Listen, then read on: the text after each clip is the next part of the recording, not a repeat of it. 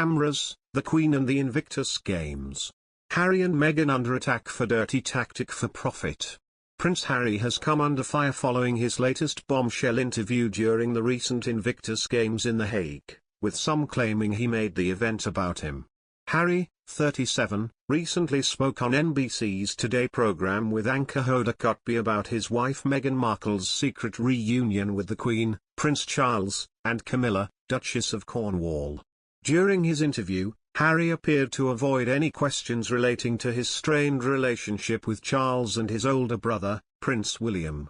Royal commentator Richard Eden claims Harry made calculated digs at his family during the televised chat.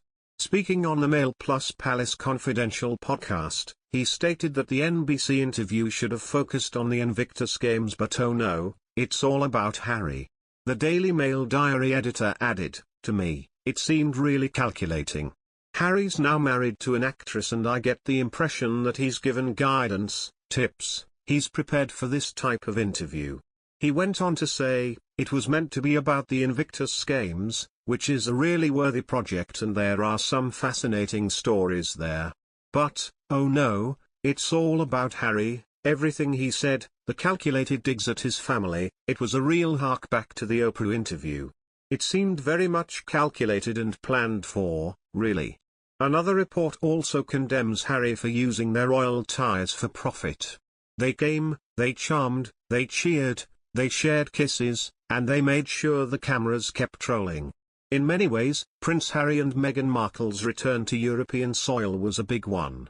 The Invictus Games in The Hague, Netherlands marked their first time back on the continent since their turbulent exit from royal life in early 2020, and in many ways they didn't disappoint. The 40-year-old Duchess, flashing her trademark Hollywood smile, dazzled in a designer wardrobe, and Harry dished out handshakes and hugs and lent his support to the teams. This year's event was about a lot more than the games though, it was also a look at brand Sussex in full swing.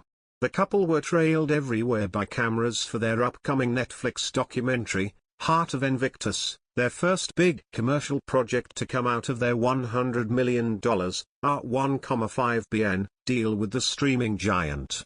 Harry himself addressed the whistle-stop drop-by in an interview that's proved to be his most contentious since he and Meghan opened their hearts to Oprah Winfrey with devastating consequences in March 2021.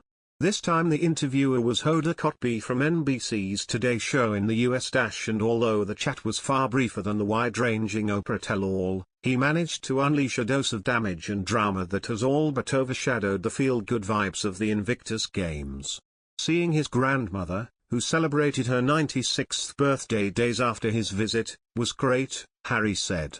"I'm just making sure that she's, protected and got the right people around her." His comments triggered outrage considering Harry has spent the past 2 years abroad and been responsible for so much of the royal family's recent unhappiness. One well-placed palace source blasted it as breathtakingly arrogant and an insult to Charles and William.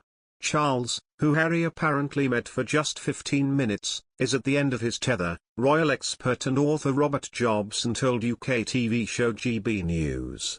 The relationship between father and son has been strained for months, and Harry's willingness to talk about the family on TV wouldn't have pleased his dad. One royal staff member says it wasn't clear what Harry's intention was in doing the interview. But he needs to start thinking before he opens his mouth. Some royal experts believe Harry is using his royal ties as a PR exercise to boost interest in his and Meghan's upcoming Netflix documentary, and his interview with Hoda is a clear case in point. "I have no doubt it was all for their documentary," says royal biographer Tom Bower, who's currently writing a book about Meghan. To enhance his credibility in America and for Netflix, Harry needs to play up a special relationship with the Queen.